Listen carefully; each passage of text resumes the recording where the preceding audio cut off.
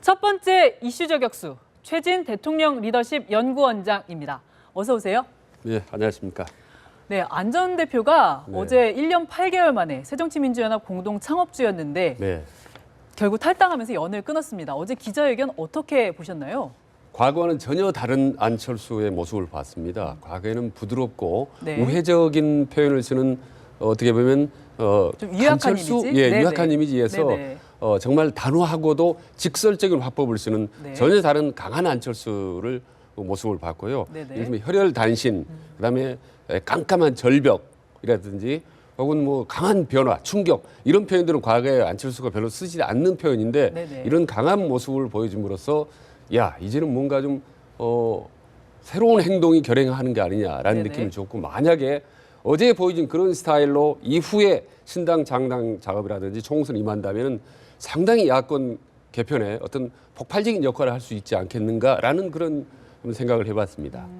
그동안 간철수다 네. 이런 얘기가 있었는데 얼마 전부터 안 전 대표가 강철수가 되겠다 이런 예. 발언을 했었는데 그 연장선상이라고 볼 수도 있겠는데요. 강철수 같고 또 시체말로 좀 깡다구가 있는 깡철수의 모습마저도 깡철수. 네네. 보일 정도로 아, 어제 그러셨군요. 상당히 다시 보게 됐습니다. 아, 그러셨군요. 예. 그동안 탈당으로 가닥이 잡혔다. 이제 막판 반전이 좀 이뤄질 거다. 이런 여러 가지 해석들이 있었는데요. 네. 안 전 대표 결국 탈당 강행한 이유 뭘까요? 그러니까 한마디로 말씀드리면 문재인 대표의 두껍고도 아주 강한 벽을 온몸으로 느꼈다라는 네. 겁니다. 다만 이거는 최근에 혁신 전당대회를 둘러싸고 며칠 동안 이루어진 게 아니라 네. 최소한 6개월 동안 이루어진 거다. 네. 말하자면 본인이 얘기했지만 9월 달에 본인 낡은 진보를 정산하자라고 제안했을 때 그렇죠. 한마디로 거부하면서 형용 모순이다 이거는. 네네. 그리고 당신은 오히려 그게 새누리당 프레임이다라고 얘기했던 것을 너무나 강하게 뼈아프게 느꼈던 것 같습니다. 네. 그리고 심리학적으로 보면 가장 심하게 느끼는 게 분노라든지 울분이 아니라 수치심입니다. 수치심. 수치심. 예. 네네. 그래서 본인이 조롱당했다는 느낌까지 하고 네네. 면서 울컥할 정도로 그동안에 상당히 수치심 같은 걸 느꼈기 때문에 그게 꾹꾹 눌러 참다가 요번에 폭발해버린 거죠. 그 안 전 대표 이 수치심과 관련해서 네. 지난 6일 기자회견에서도 그랬고 어제도 그랬고 서울시장 사퇴하고 내가 대선 후보 양보하고 다 했는데 네. 라면서 이렇게 조롱받은 느낌을 이제 숨기지 않고 표현하기 시작했어요. 예. 그런 부분이 있었던 거죠. 예, 본인은 정치적인 기부를 3번 했다고 보는 겁니다. 네네. 총선 때도 아니죠. 그 서울시장 선거 때. 네. 그리고 대선 때 대선 했고 때. 지난번에 지방선거 때. 그렇죠. 3차를 했는데 이제 더 이상 물러설 경우에 새누리당의 미래도 없고 아니 죄송합니다. 새정년의 미래도 없고 네. 심지어는 본인의 미래조차도 없고 네, 그렇죠. 거기다가 최근 들어서 보면요. 대권 주자 여론조사에서 상당히 밀립니다. 문재인에도 밀리고 박원순 서울시장이 밀려서 네네. 3, 4위 국민으로 가는 이런 상황에서 더 이상 존재감을 과시하지면 완전히 국민으로부터 멀어지겠다라는 그런 위기의식이 상당히 강하게 작용을 했다고 봅니다. 그야말로 이제 승부수를 던져서 홀로서기에 나서야 되는 그런 상황인데요. 이제 예. 안 전 대표 탈당하고 예. 여기에 이제 합류할 사람들이 누구냐. 이게 예. 이제 관심사인데 예. 이제 합류할 현역 의원들 그리고 정계에 좀 중량감 있는 인사들 좀 누구로 볼 수 있을까요? 이번 주에 합류를 할 거라고 봅니다. 보니까 이미 이 정운찬 전 총리라든지 박영선 씨 이런 분들을 또 사전에 만났더라고요. 식사까지. 네네. 이 얘기는 무슨 말이냐면 본인이 이미 상당히 준비를 해왔다는 얘기입니다. 네. 그리고 탈당하면서 본인은 지도도 없고 나침판도 없다고 얘기했지만 디테일한 지도는 없었을지 모르겠지만은 어느 정도 상당히 나침판은 준비를 한 것 같다라는 네네. 거죠.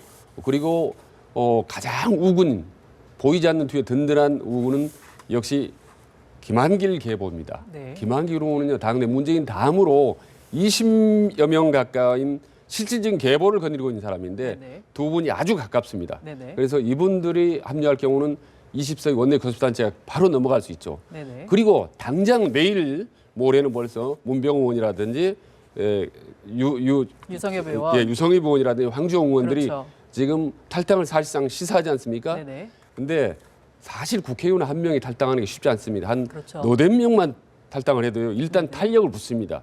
근데 하물며 2단계로 연말 연초에 가면 저는 김한길 그룹과 분명히 행동 통일을 할 가능성이 상당히 높다고 봅니다. 지금 새정치연합에서 많으면 30명도 탈당한다. 예. 10명 정도밖에 안 될 것이다. 이런 전망들이 엇갈리고 있는데 그러면 원장님은 조금 많은 쪽으로 보시는 건가요? 예, 많은 쪽으로 보고 있습니다. 다만 많은 게 능사가 아닙니다. 네. 예를 들면 네. 호남 출신 의원들이 누가 봐도 공천 탈락할 가능성이 높은 분들이 안철수 의원에게 합류할 경우 네네. 오히려 그것은 마이너스 효과가 크다. 네. 따라서 안철수는 숫자에 연연하지 말고 네. 정말 괜찮은 인물들, 참신한 인물들을 외부에서 어느 정도 영입할 것이냐. 여기에 역점을 둬야지 네네. 숫자에 연연할 경우는 또 다른 이 옛날 정치로 도로민주당이라는 네네. 비판을 받을 수 있다는 점을 항상 염두에 좀 둬야 될 겁니다. 지금 신당 창당 준비하고 있는 박주선 의원 그리고 천정배 의원 그 예. 안전대표 탈당을 어제 환영했는데 예. 이들과의 연대 가능성 어느 정도 될까요? 환영을 했고 이미 오래전부터 네. 적극적으로는 구애 비슷하게 했었죠. 네네. 만약에 함께 할 경우에 상당히 큰 힘을 받게 됩니다. 네네. 천정배 의원이나 박수원 입장에서는. 그러나 안철수 의원 입장에서는 지금 바로 하기에는 상당히 여러 가지 부담이 따른다. 왜냐하면 바로 호남 이 색깔이 강해 보이기 때문에 그렇죠. 일단은 좀 뜸을 들이면서 시간을 볼 가능성이 높다. 다만 네. 총선을 앞두고 연대든 합당이든 어떤 형태로든지 함께 할 가능성은 아주 높다라고 봅니다.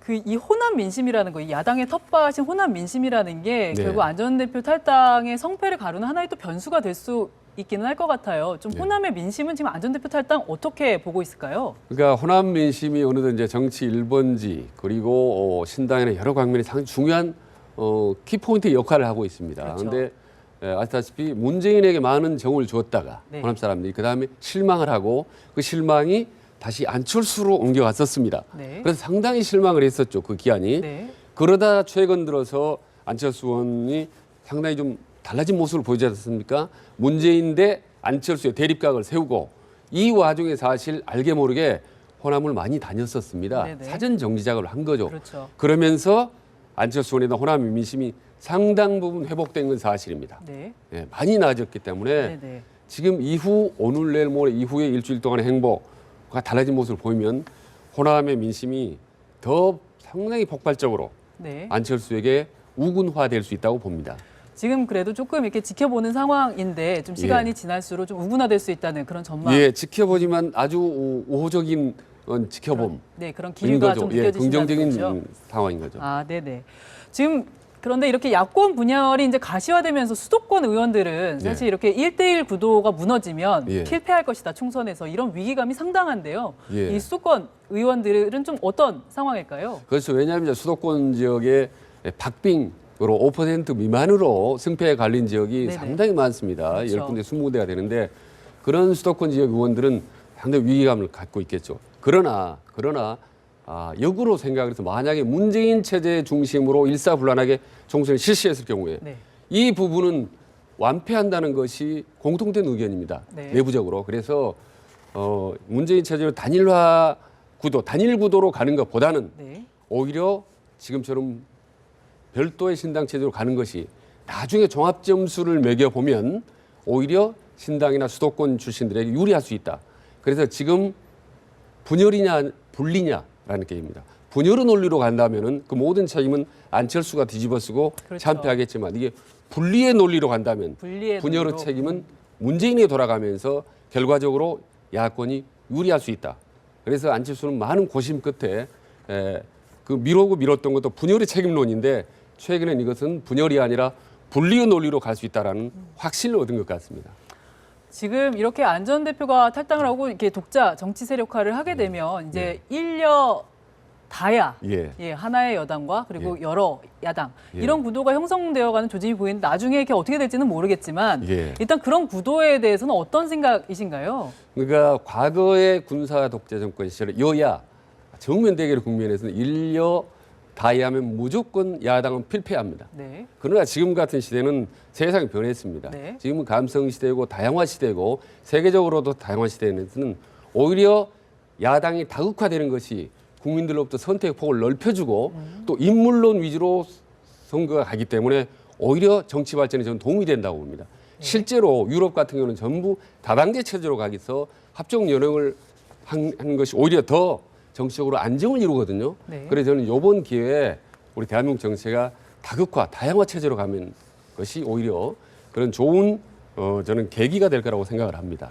지금 이렇게 선거를 앞두고 탈당을 하고 뭐 신당을 예. 창당한 사례가 그동안 여러 번이 있었는데요. 이게 평화민주당 그리고 예. 자민련이 좀 일종의 성공을 거두기도 했었습니다. 그때 과거 사례와 좀 예. 비춰봤을 때 예. 안 전 대표의 이번 탈당 승부수 성패 좀 어떻게 가늠해 볼 수가 있을까요? 그러니까 과거 평민당이나 신민당이라든지 네네. 방금 말씀 JP의 자민련이라는 불과 1년 이내 혹은 6개월 만에 성공을 거둔 경우가 있었지만 네네. 민국당이라든 과거에 무참하게 참패했던 경우도 있습니다. 아, 네네. 이것은 명망가를 얼마나 데려오냐가 중요한 게 아니라 네. 얼마나 참신한 인물을 데려오고 그리고 본인들이 과감하게 내려놓는 모습, 네. 국민들에게 정말 엎드려서 봉사하는 모습을 보여주냐에 따라서 표의 향방은 달라집니다. 그래서 국민들은 그 부분을 아주 유심히 살펴봅니다. 당을 새로 만들고 나온 사람들이 한 번 더 국회의원을 하기 위해서 자기 기득권을 위해서 몸부림치는 모습인 건지 그렇죠. 아니면 정말 이 어그러진 이 나쁜 정치를 한번 혁신을 하기 위해서 희생적인 모습을 보여주는지 이 부분을 국민들은 아주 냉철하게 판단을 해서 판단의 선택의 주사위를 던질 겁니다. 지금 이제 안 전 대표 이렇게 탈당하면서 이제 네. 문재인 대표와의 사실상 주도권 경쟁, 정면 충돌이 이제 불가피해졌는데 네. 문재인 대표 페이스북에 정말 진이 빠지는 날이다. 뭐 예. 정치가 싫어진다. 뭐 이런 얘기를 하면서 예. 호랑이 등에 올라탄 이상 내릴 수는 없다. 이런 얘기도 했는데요. 예. 이 새정치민주연합, 안 전 대표가 이제 빠진 예. 새정치민주연합의 미래 어떻게 될까요? 그러니까 호랑이 등에서 내려오지 않겠다는 것은 무슨 일이 있더라도 비바람이 치더라도 어떤 혹독한 눈보라가 몰아쳐도 내 갈 길 가겠다라는 네. 마이웨이의 반복된 선언이거든요. 네. 그래서 저는 그 호랑이라는 것은 제가 보기에는 친노 그룹이라고 봅니다. 네. 친노 그룹과 함께 가는 것을 더 이상 멈출 수 없다라는 그런 이제 상징적인 저는 이제 표현이라고 보는데 저는 지금 최고 위기라는 것을 얼마나 문재인 후보가 대표가 느끼는지 모르겠습니다. 그래서 과감하게 내려놓는 모습 정말 누가 보더라도 완전히 기득권을 버리는 모습을 보이지 않는다면 저는 제2, 제3의 어떤 안철수 사태는 계속 나올 수밖에 없다. 그래서 연쇄 탈당의 규모나 그 가능성은 안철수 의원에게 달려있는 게 아니라 문재인 대표 하기 나름이다. 네. 예, 그래서 문재인 대표가 정말 오늘부터 당장 확실하게 변화된 모습을 보이지 않는 한은 본인의 미래도 불투명하고 네. 새정년의 미래도 상당히 불투명할 수밖에 없다. 예, 그게 지금 냉혹한 지금의 현실이라고 봅니다. 네, 문재인 대표도 이제 이틀간 이제 오늘부터 내일까지 좀 예. 쉬면서 예. 네, 그러니까 당무를 전부 중단하고 좀 전국 구상에 나서겠다라고 해서 이제 또 앞으로 어떤 행보를 보여줄지 좀 주목되고 있는데 예. 우리 이 야권 이번 사태를 또 겪으면서 야권의 분열의 DNA가 있는 거 아니냐 이런 얘기도 나오고 있습니다. 그동안에 아마 야권이 수없이 이제 선거를 앞두고 이합집산했던 어떤 과거 때문일 텐데요. 예. 어떤 아까 분리의 논리도 말씀을 해주셨는데 야권의 이 분열과 관련된 좀 전반적인 문제를 좀 짚어주신다면 어떤 것들이 있을까요? 예, 그러니까 이유 이하를 막론하고 사실은 분열 정치를 야당이 오래 해왔고 지금 하고 있는 것은 결코 바람직한 아닙니다. 네네. 절대로 바람직한데, 근데 예, 야당은 보면은 심지어 최근 들어서는 야당 독재라는 얘기가 나올 정도로 당권을 잡으면 뭔가 본인이 다 하겠다고 하는 그런 아직도 수직적 사고방식이 여전히 남아있는 것 같아요. 그래서 대한민국의 정치 상황이라든지 국민들은 빠르게 변하고 있는데 아직도 야당은 옛날 독재 시절에 투쟁하던 네네. 그 옛날식 마인드, 구태의란 그런 투쟁적인 마인드가 온몸에 바로잡고 있지 않는가. 그래서 그 투쟁 마인드, 투쟁의 DNA를 바꿔야 된다. 그래서 이제 안철수 의원도 본인의 민생이라든지 그런 중도를 표명하지 않습니까? 그렇죠. 그래서 세계적인 흐름 맞게 야당도 최근에 보여줬던 노동법 시위라든지 이런 과정에서 야당하면 투쟁적 모습, 발목 잡기 이게 연상이 되거든요. 이 투쟁적인 DNA를 이번 차제에 바꿔주지 않으면 정말 반년 야당으로 전락할 수도 있다. 예, 그런 심각한 위기의식을 저는 야당, 특히 새정치연합이 느꼈으면 합니다. 네, 이번 안 전 대표의 탈당을 계기로 해서 야당이 좀 황골탈퇴하는 어떤 기점으로 삼아야 된다. 아마 이런 말씀 주신 것 같아요. 예, 황골탈퇴로 완전히 행동으로 보여줘야 된다라는 말씀입니다. 네네. 네, 지금 안 전 대표의 승부수 정말 과연 야권의 대대적인 개편으로 이어질지 아니면 그냥 찻잔 속에 좀 태풍으로 그냥 끝나버리고 말지 이제 관심이 많은데요. 좀 더 두고 봐야 될 것 같습니다. 오늘 말씀 감사합니다. 예, 고맙습니다. 네.